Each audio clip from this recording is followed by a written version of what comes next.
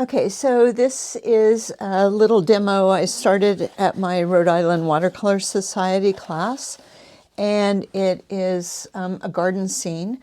So I'm just going to talk really quickly about what I did to start. I drew with charcoal. I drew in my little building, my little fence, which I immediately painted right over the fence, and then I've redrawn it in. And when I start my color, I put in the sky, then I spotted in where my flowers were going to be. Then I used that dark blue, the 508.3 Rembrandt Prussian blue. I used that to put in all my darks in the flowers, and I like to think of that dark running through the garden as like a unifying force or a bass line to the music, and the flowers are the soprano line, sort of dancing and making all different kinds of variations. But the shadows are a constant, and also because I just don't have that many good darks, so it really helps to just have that one color. I really have to have that to paint, I feel like, and when I go to the store I usually buy 3 or 4 of them just to be sure. Okay, so now I'm ready for my second time over, and the first thing I'm going to do is I'm going to start with the sky again. It's kind of nice to get that sky in there right away, because it really gives you a good, suggestion of what kind of day it is. With the sky like that right there, it's a sunny day.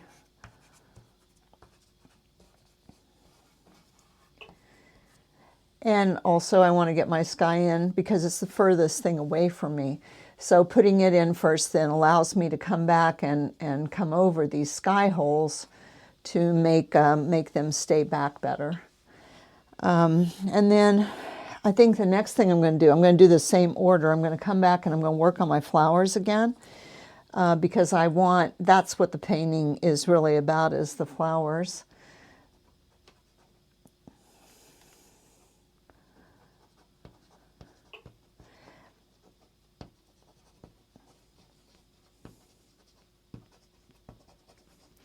I have to say, I did remember how much painting flowers, gardens, makes my fingers hurt, because just like really having to grip onto these little things and really push hard to make the flowers really stand out.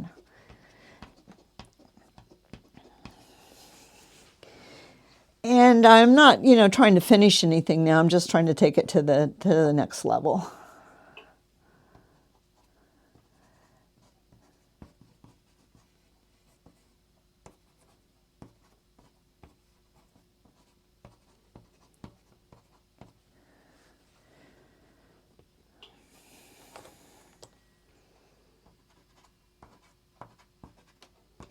And after you've sprayed it, that's the thing for the fixative. The whole purpose of the fixative is to give you a new surface to paint on, to create a new surface so that the colors go on fresh without smearing into the colors underneath.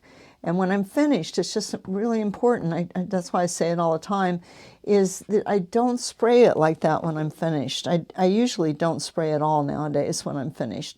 But if I was, it would just be a really light sort of lick and a promise, because I don't want it to get all dark again. And like it's a cold morning here, so when I sprayed it, even though my fixative had been in my freezing cold studio all night, so I don't know, it's not totally freezing, but it's not like having it in the car. But my fixative had been inside all night, but it's still kind of made the little spots, and also it's almost the end of the can. And so one thing I would do if you are spraying them when you're finished, is I would make sure you don't use a can that's almost empty. I save those cans that are almost empty for spraying when I'm not, for spraying early in the painting when I'm going to go over the whole thing again. Okay, so I just needed a better purple than what I picked up. And I hadn't realized, actually, that this was 2 different kinds of purple flowers planted in here. So I'm going to try to show that a little bit. It's those little wild geraniums up here, which are kind of a little more reddish purple.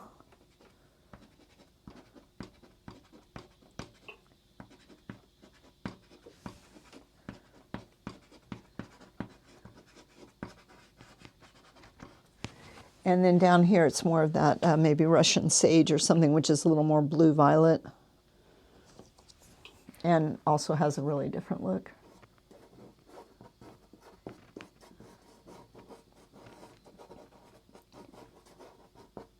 These are these purples. Most of my purples are more expensive pastels.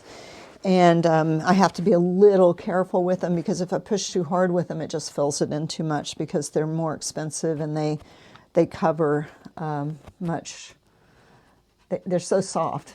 More expensive generally means softer. And so what happens is they cover the paper more than the Rembrandt pastels, which are the hardest pastels I use. Whatever your hardest pastels are, use them first and then move toward your less hard pastels. And I'm kind of just trying to design my flowers a little bit too. I'm not just feeling obligated to put them exactly where they are. I feel like anytime I have some flowers in a painting, I can always, you know, move them around somewhere else. Okay, and so now I want to work on my greens. Yeah, I think before I do that, I'm going to come back and work on this so I can get this behind here better. And I realize this is more of a green tree, so I want to change that out and not have it be the reddish tree.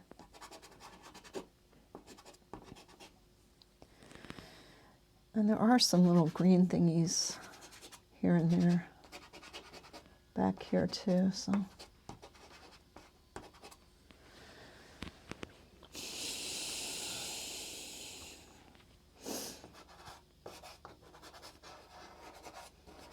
So I'm just coming over those sky holes now and also trying to show that there's some places on the trees that are in the light.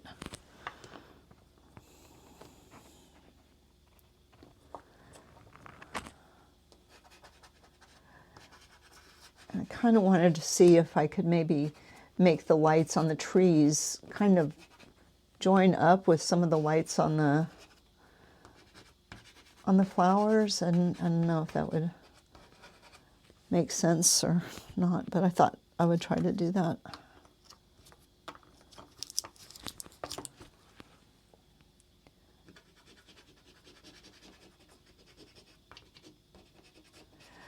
And the thing about sky holes, just try not to make them too regular, which I have done here, just want to say.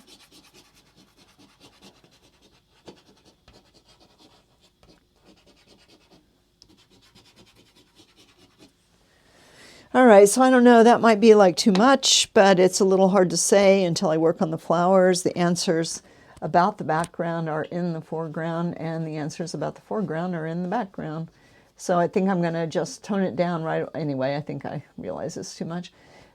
Add a little violet onto it back here to keep that, make that go back. All right, and I want to go ahead and do the roof now too. And it is some sort of... well, it's a gray, right? But, well, kind of a gray. So evidently I thought it was violet-y.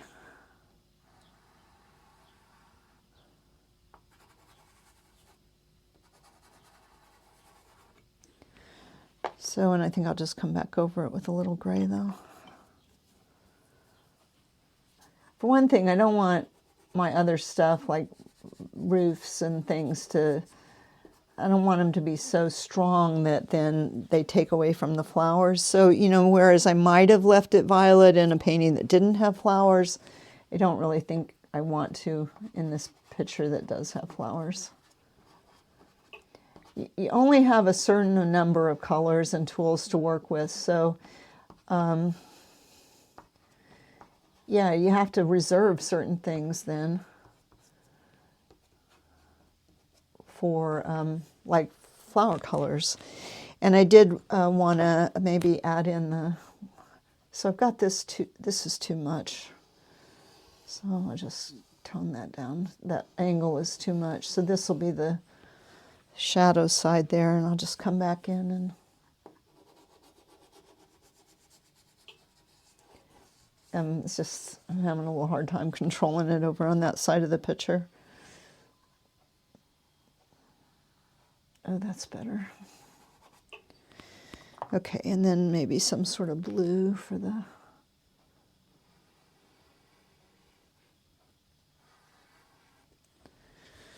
All right, and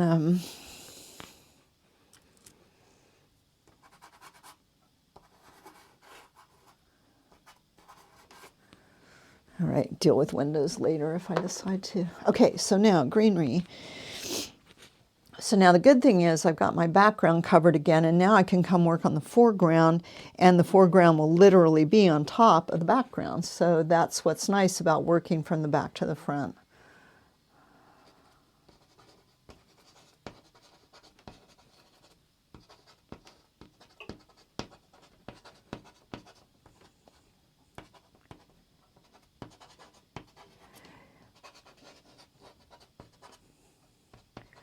And I'm trying to bring out the lights on my foliage.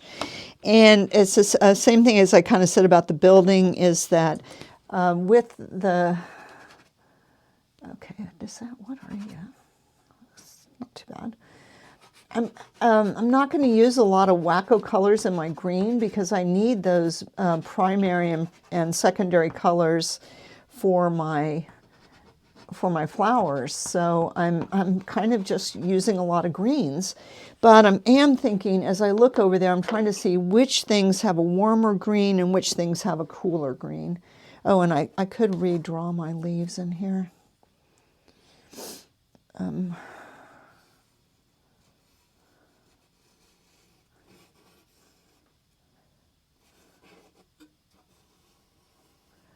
Honestly, don't think I'm trying to draw them right, because I'm not even trying to draw them right. I'm just kind of putting them in where I want them. I'm using them as a reference point.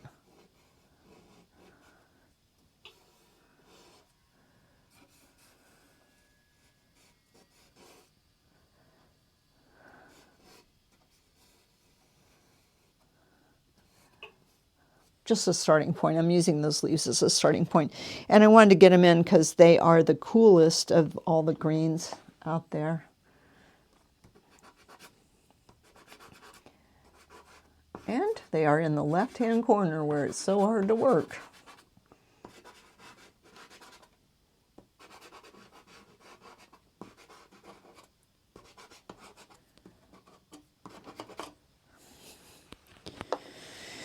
I don't want to get them too light, but man, they're really light.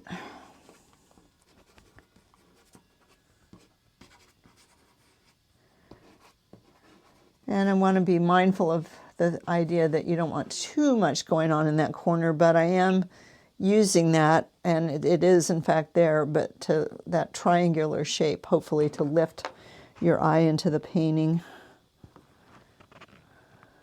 I feel like oh, that's something a little different. That's good.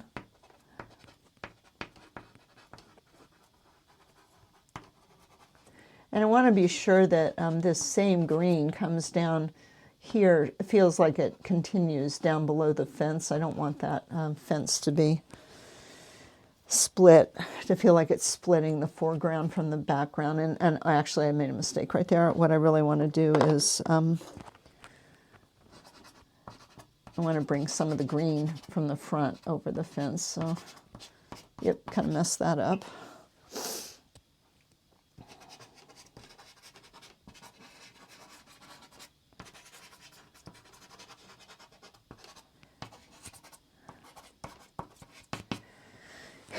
And I show a lot of my little detail. I try to kind of create the sense of leaves along the edges of things.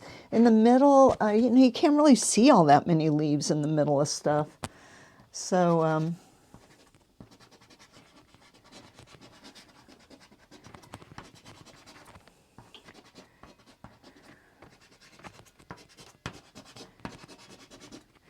and I do tend to keep my strokes now more, I don't separate my strokes so much, like really picking the pastel up off the paper. I'm much more kind of varying the pressure. So pushing down harder in some places and then picking up and moving, but maybe kind of dragging it along behind me.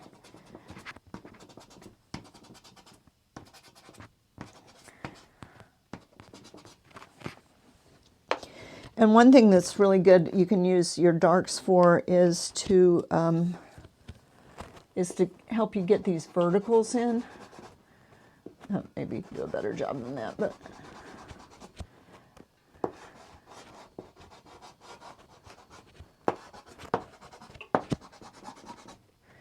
so that maybe the dark places are more the verticals and the lighter places are more on the top of the flower. And that's so where you see the shapes is the dark against the light. Use your dark against your light to create those shapes of like flowers coming up and then having a top plane.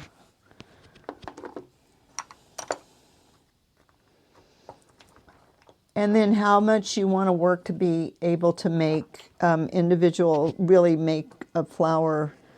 Like, you know, Monet, you can tell what his flowers are in his garden, but I wouldn't say that his primary interest was to show you what kind of flowers things were. It was more to show you the color. So you just have to decide what your primary interest is. I think I'm going to have to spray it. But I did just sort of pound the pastel on.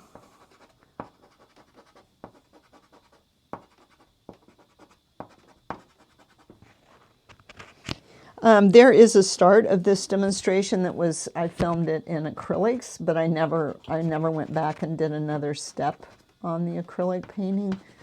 So there is another one of this if you wanted to see the start. And my pastel technique and my painting technique are pretty similar, so.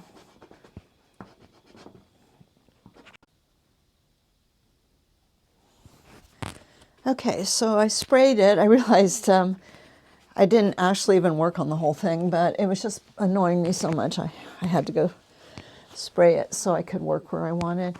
Okay, and I'm just gonna, now is when you should slow down, take it easy a little bit, not be so reckless. Haha, she says. Come back and hit the sky again.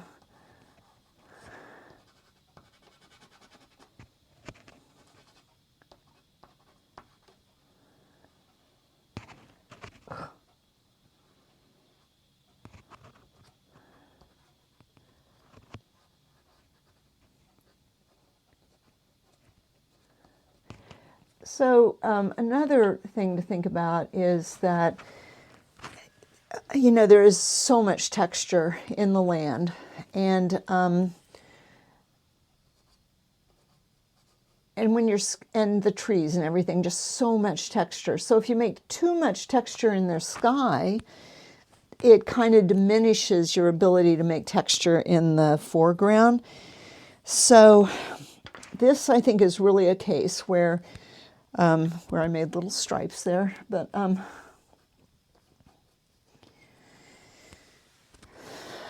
where you want your sky to be textureless and save your texture for the trees and stuff. It's like when I feel that what I'm doing is good night. Where I keep giving away my dark blues. Yeah, so instead of trying to make every little leaf or something, I'm trying to give a feeling of texture with the stroke I'm using. And just like saying that, you know, you only have a certain number of colors to work with, the same is true. There's only so much texture you can make. So to keep your texture a little flatter in the sky so that you can add a little more in the land. It's just a foil, like a good, I can't think of another word, like a foil, or like just a contrast between no texture and texture. And, of course, less texture here than up here, so that that'll stay back too.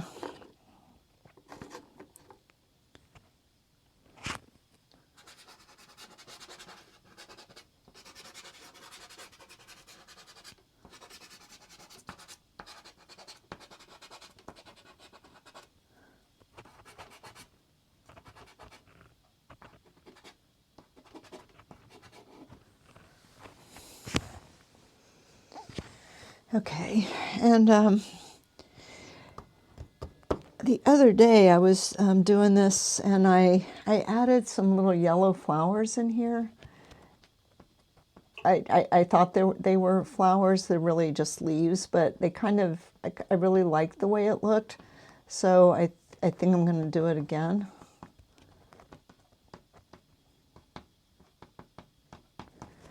And just try to restrain myself from scribbling all over the place.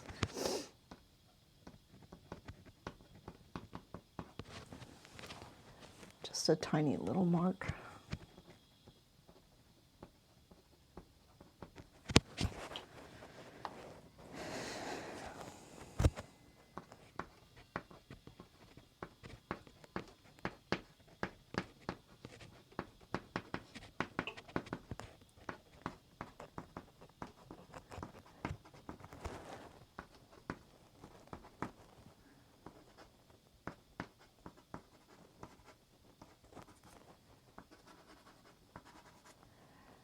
And even though I want that green to kind of continue under the fence, I don't want it to have that much texture in it.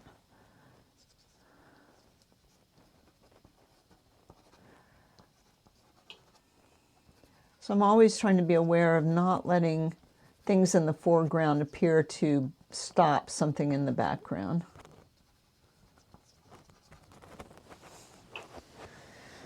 Oh, do I want to lighten the, I'm going to try lightening the, and adding something that's a little warmer in color to my roof to maybe make it, hopefully get a little sunshiny feel without bringing it forward too much.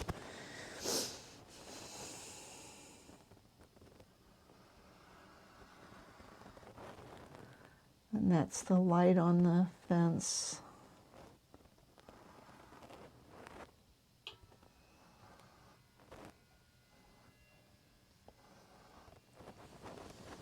So I used the same pastel all the way across, but I pushed quite a bit harder on it right there than I did on, as it came over here to the edge.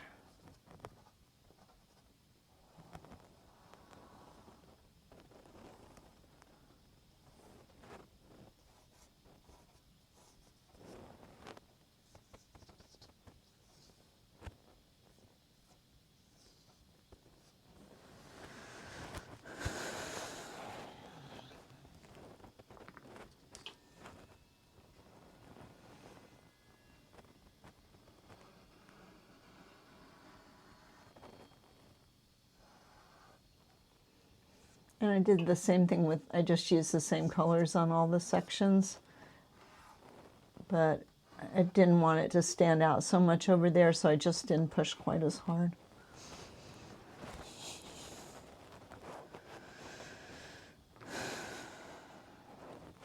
Okay, so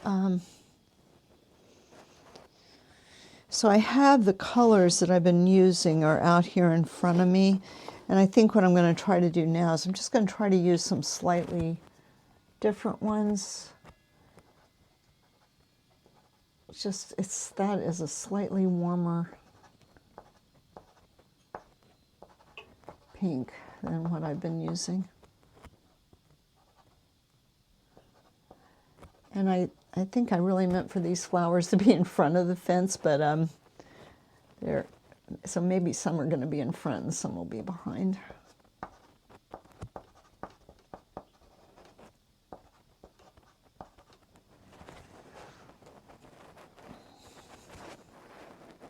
Oh, and there's some little white flowers I hadn't seen before. And then I'm going to try to set aside some of these things so I don't use them again. White flowers are always a great addition, so if you can find some white flowers in your painting, I don't know, I just always like to have some white, and there's no white in this picture, so. And then some of them are gonna have a little blue for sort of a shadow side.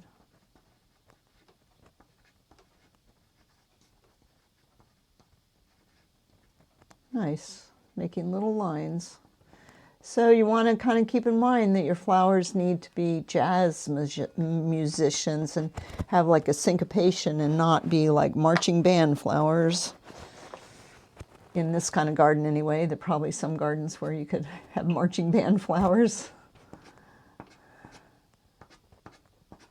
So variety is, you just have to work at it. You have to work to get variety of spacing and stuff. And just a lot of times I really can't do it. So I have to come back. I have to just put things in and then come back and work on the spacing because I just can't get it all at once. And here I just wanted to have a real sense of verticals down in there and have those flowers so I could put those, their little stems there. They kind of look like Queen Anne's lace. I don't know what they are. And like I say, I don't really think about what stuff is. I try to think just what kind of shape does it have.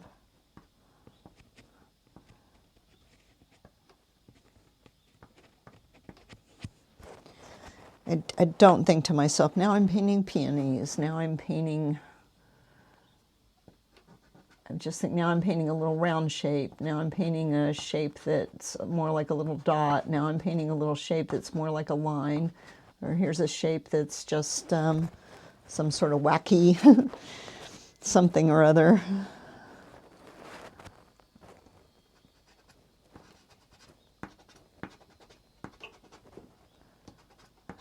And remember just that you can just create variety, a variety in color even just by not pressing the same amount.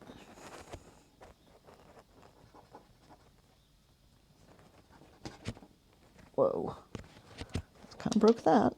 I think I need lighter on some of these. Or just use white. Like, you know, I maybe don't have a million varieties or values of my pink or whatever, so I can just use a little white to lighten it up.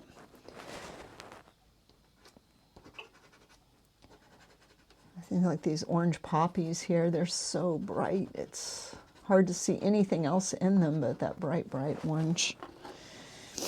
But I am gonna lie about it a little and just smack them with a little yellow, just to kind of have a sense of the light shining on them. And another kind of orange. Got a little carried away there. And you see, I am trying to work from the back to the front. I just don't have, it's that magenta again. Let's see, will this do?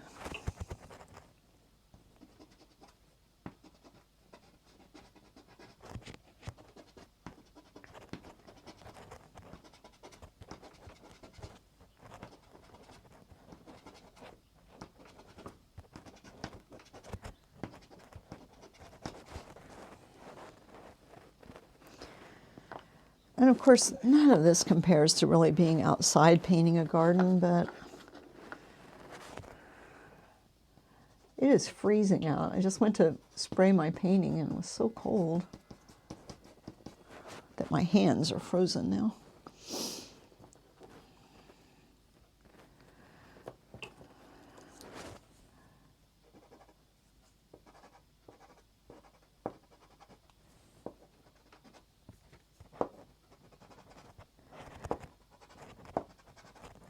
Wow, purples are a real pain in the neck.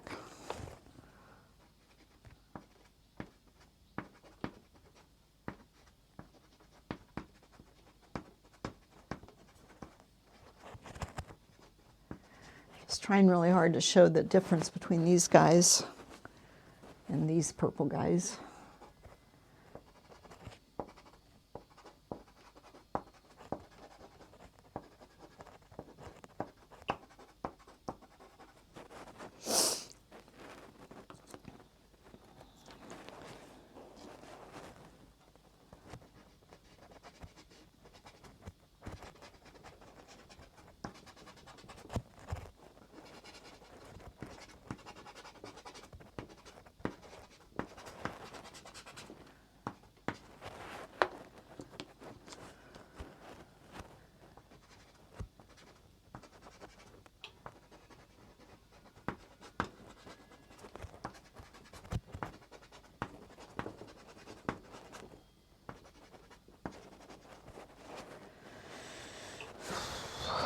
Okay.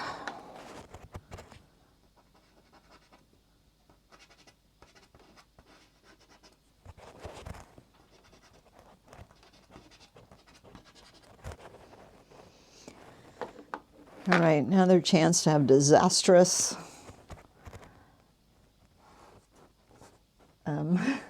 whatever these guys are.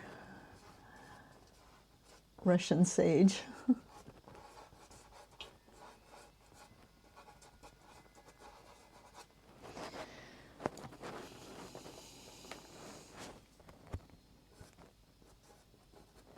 Wow, this is not... Should I use that here?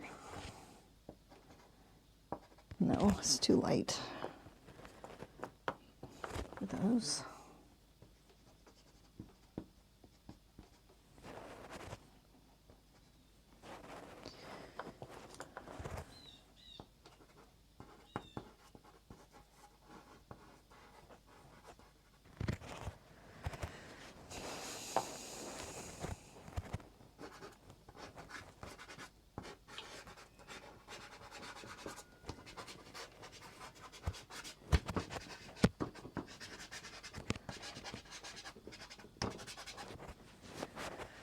I don't know, I wondered too, I just took some of the texture out of my shadows there. I wondered if that would be a good idea.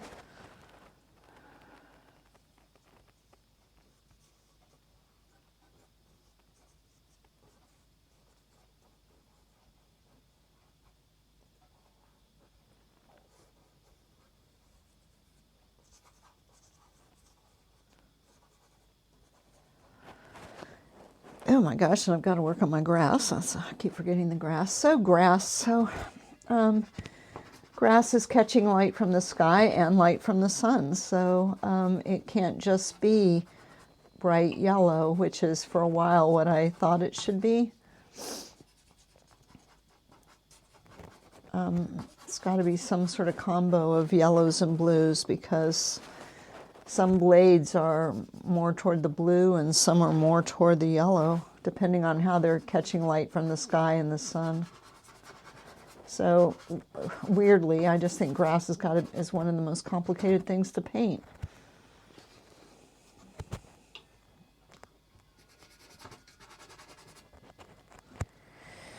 And what I try to do is I don't really like to do every blade of grass, but I might show some blades of grass like up along the edge against a dark. And there is a little bit of shadow coming across right there onto the grass from some of these plants.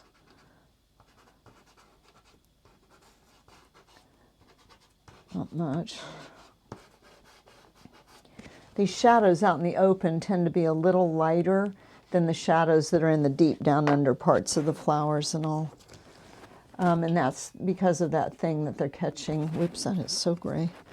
That they're catching light from the sky, whereas some of these vertical planes are not getting light from anywhere.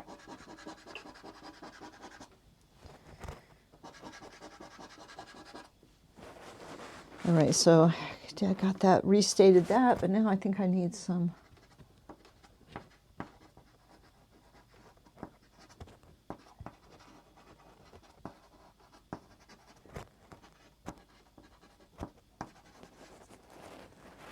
Little lights on top again.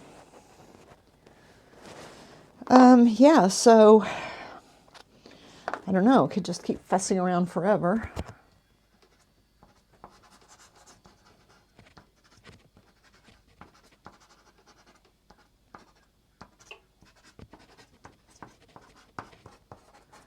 Sure, I could spray it again. Ugh. I'm not going to.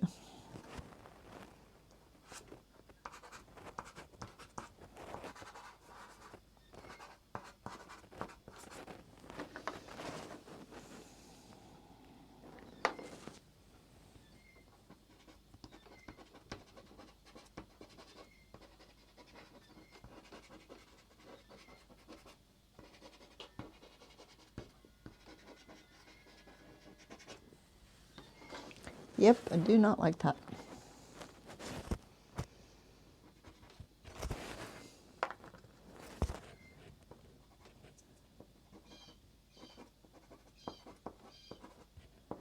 And I am keeping my greens kind of, I talked about looking for warm and cool greens, but the truth is what I'm more doing is keeping my greens warm in the sun and then cool in the shade. Okay, so I'm just going to say, well, that's, that's not really a finished painting, or, maybe not a painting to write home about, but that's the next step as to where I would go with, I just cannot get these purples right.